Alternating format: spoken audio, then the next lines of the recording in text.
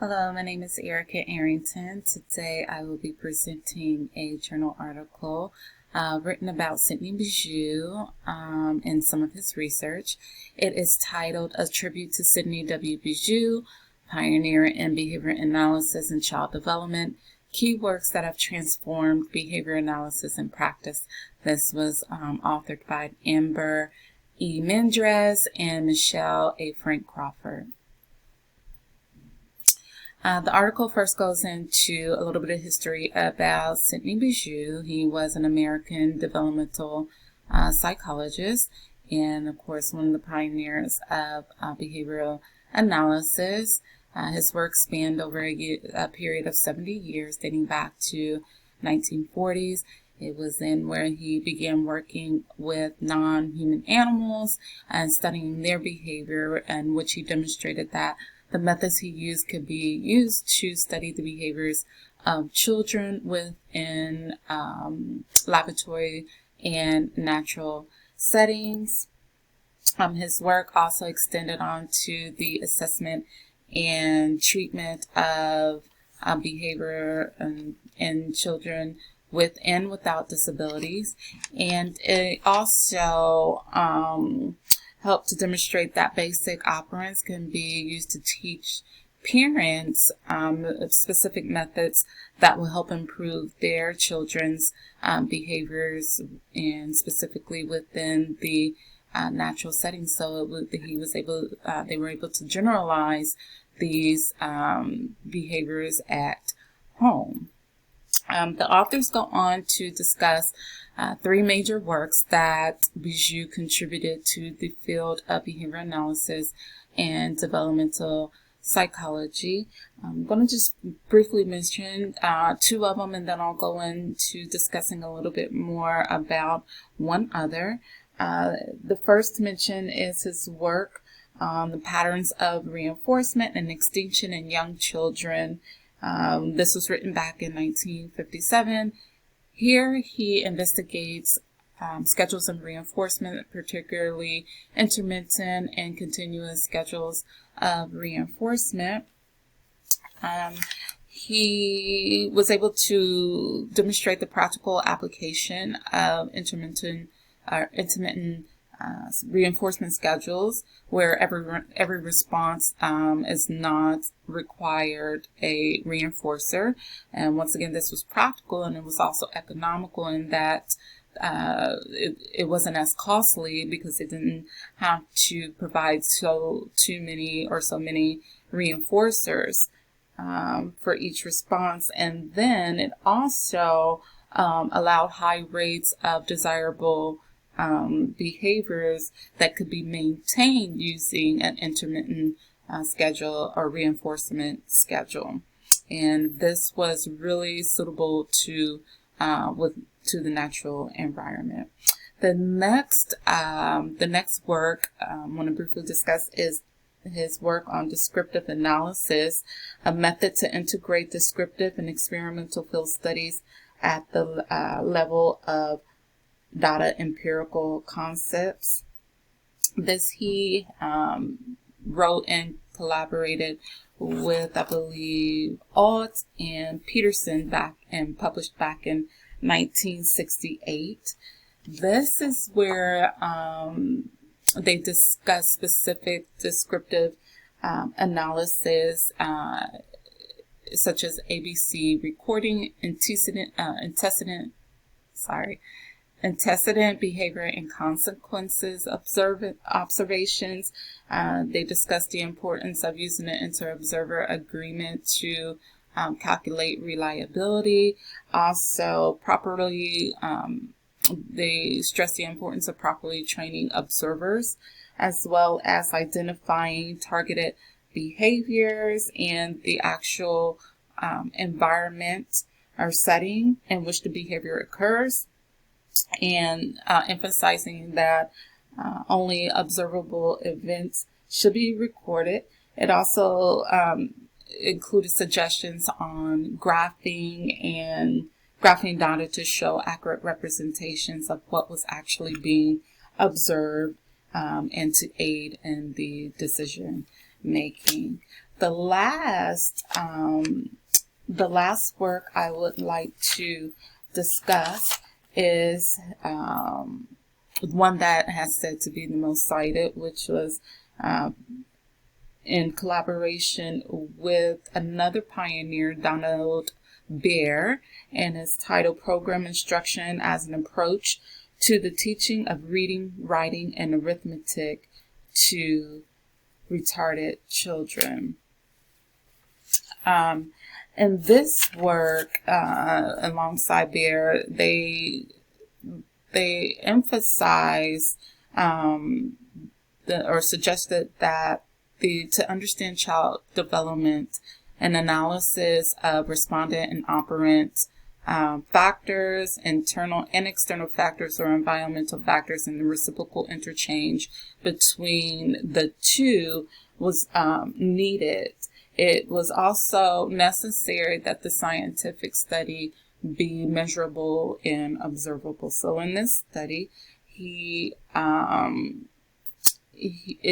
studied children over a period of 3 years, and at the Brainerd State School, and it included several methods such as rearranging and arranging the learning environment that would enable his students to learn independently or work independently and at a pace of their own. It also included a motivational system consisting of a token system, and where certain behaviors and assignment completions and things of that sort were reinforced.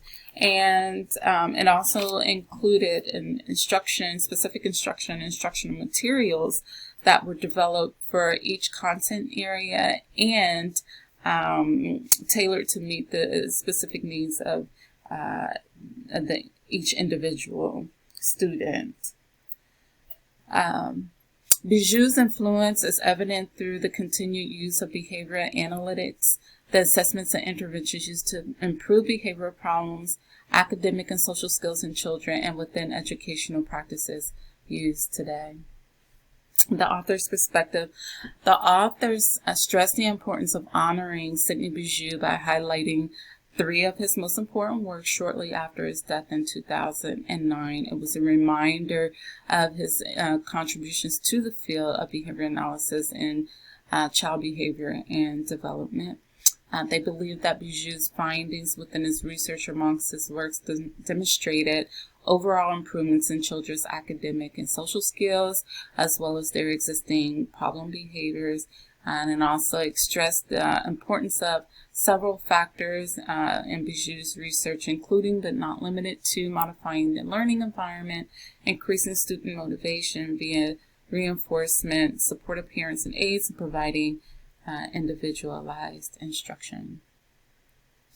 My personal reaction, I found this to be a very insightful article. I had heard of Bijou, or actually learned of him years ago while studying applied behavior analysis, but reading this article really gave me a little bit more insight into his actual work and the contributions he's made into the field of education and behavior analysis. The methods employed within Bijou's research are practical and is extremely useful in the modification of behavioral and academic and social skills in children with and without developmental and learning disabilities. These methods that he has pretty much created have been applied in an abundance of extensive research and practically used within the fields of and various fields, including education and behavioral analysis. The utilization of these methods within previous experience within applied behavioral analysis as a registered behavior technician and current role of NILD educational therapist intern. So I have specifically used this working as an registered behavioral technician, working with children with autism to increase or improve their behavior as well as their social and communication skills, and using positive reinforcement, providing that direct instruction and things of that sort. is at the very core of applied behavior analysis and what Bijou helped to develop. Ethical principles. Sidney Bijou established systematically programming learning environments to elicit desirable behavior change in children. Once again, he arranged the learning environment in a specific way in which children were able to learn independently and at a pace of their own. He also advocated for individualized instruction, which was evident through the development of specific instruction and instructional materials, and that is to meet the individual needs of each learner. Each learner learns differently, and so it's very important that methods are in place that will allow students to achieve their goals, their academic and social and emotional goals, and his methods worked to do that. The use of positive reinforcements are continuously and appropriate use to increase or decrease targeted behaviors. Positive reinforcement is used to elicit appropriate behaviors and modify certain behaviors, as well as negative reinforcement to eliminate those behaviors that need to be changed. And so that is a very important and ethical procedure to use then and now. Implications. The methods developed by Bijou within the 3 works discussed are continually used as guides for practitioners to use in the assessment and treatment of behavior change for children with and without learning and developmental disabilities. Extensions of these methods can be researched by practitioners to further meet the individual and collective needs of their students. These methods have been continuously researched over the years, and the practitioners can continue to research further by using what has already been developed and pretty much discovering what works for their students themselves by applying some of these methods. In order to ensure proper implementation of methods developed by Bijou, practitioners need to be properly trained and encouraged to use these methods to improve students' behavior and social and academic skills. Other information. While Bijou's methods and principles are common practice within applied behavior analysis, as well as various educational settings, it seems to be applied more so within special education settings or schools with younger children. Don't see it so often. Once you get into that middle school or high school area, that reinforcers are implied, positive and negative reinforcers are applied, but it would probably also help these students to be able to be motivated and want to learn within that and within their education setting. The use of differentiated instruction seems to be an extension of systematic instruction that Bijou developed and employed within his research. I do see that differentiated instruction is used, but it's still not common practice, and I believe that it will benefit our students greatly if we were to start using that more so. Once again, all children learn differently, so it can do nothing but help our children be able to achieve their academic goals. The use of positive reinforcement is not advisable in all learning environments, for instance, within NILD educational therapy. So not all areas or fields encourage the use of positive reinforcement, and some believe that such as in NILD educational therapy, that once children begin to learn independently on their own, that becomes their reinforcer. That motivates them to be able to continue to persevere and be resilient and learning. And so not all practices encourage the use of reinforcers. So I guess you just have to pretty much decide when and when not it is appropriate to use as educators. And that is it. Thanks for joining me, and I hope you found it as interesting as